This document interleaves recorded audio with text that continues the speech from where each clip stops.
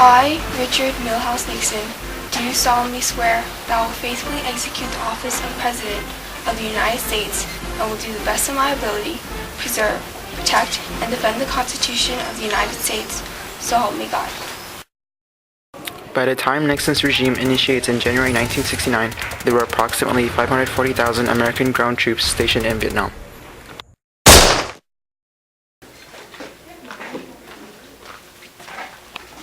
President Nixon, how do you suppose we'll handle the situation in Vietnam? We will achieve peace with honor. My aim is to negotiate a settlement that will allow 500,000 U.S. troops in Vietnam to be withdrawn, while still allowing South Vietnam to survive. The bottom line is, we will train their troops enough for military aid so South Vietnam can fight their own war. As early as 1965, the North Vietnamese used areas of Cambodia and Laos near the borders of South Vietnam. As sanctuaries, they used these bases to stock supplies and conduct training without interference. Newspaper, tongue getting newspaper. Nixon appoints Henry Kissinger as United States Security Advisor.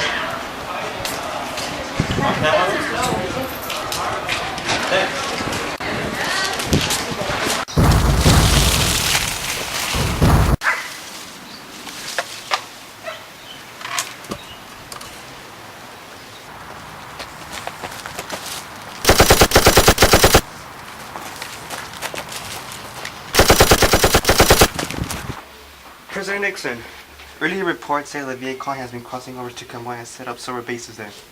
Set forth the operation menu. We will secretly bomb the North Vietnamese within Cambodia. But still, our government restrictions, this move is too risky. The bombings are to be kept secret. Congress and citizens of the U.S. do not need to know about this. Begin the bombings and march immediately. Yes, sir. Sir, our bases are being bombed. Reports have said that President Nixon authorized secret bombings as part of the war effort in Southeast Asia. On June 8, 1969, President Nixon, along with Henry Kissinger, meets with South Vietnamese President Nguyen Van Thu on Midway Island in the Pacific, hoping to negotiate plans on withdrawals of U.S. troops from Vietnam. Good morning, President Kim. Good morning to you too, President Nixon. Now, I'm here with Mr. Kissinger to discuss about the United States involvement in Vietnam. Proceed.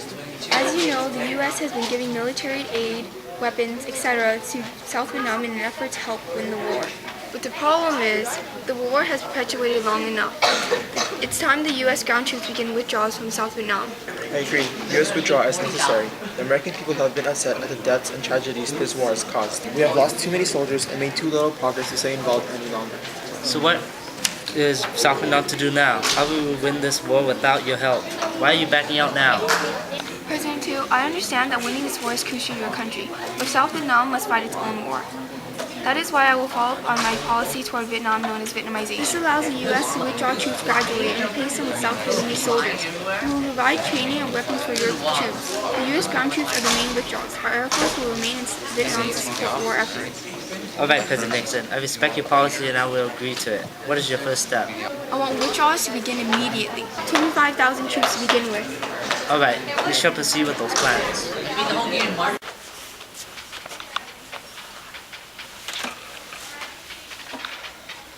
President Nixon, there's been trouble brewing at the home front. The protesters and the anti-war demonstrators. I know.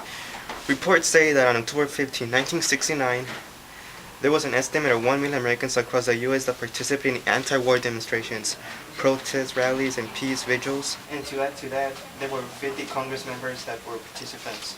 I think it's best you address the nations about your policy Vietnamization. I agree. As many protesters against the Vietnam War as there are more supporters of it. The anti-war demonstrators are a part of a larger erosion of the American values. Now, the conservatives, the supporters of this war against communism, they are the silent majority.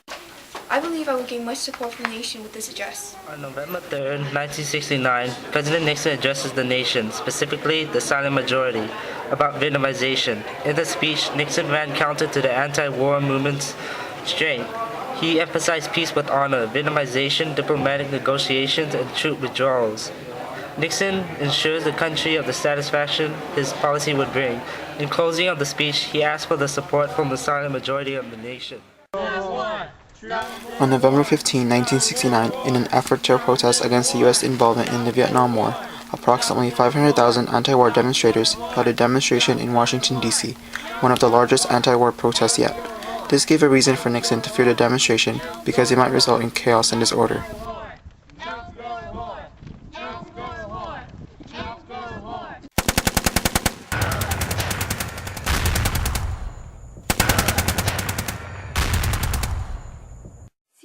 Paris peace talks between Henry Kissinger, along with other negotiators from the U.S., and Le Duc Tho, the negotiator of North Vietnam, began in hopes of attaining peace and an end to the Vietnam Meeting War. to discuss the topic of Vietnam. As U.S. National Security Advisor, I have been sent by President Nixon to attend his Paris peace talks in hopes of attaining peace. I understand that. I hope our negotiations can resolve this conflict. I want to address the idea of a ceasefire, an end to the war. We'll just have to see about that. As you can see, Mr. Kissinger, we have different views of Vietnam. If we're going to negotiate, I want U.S. troops leaving within 60 days.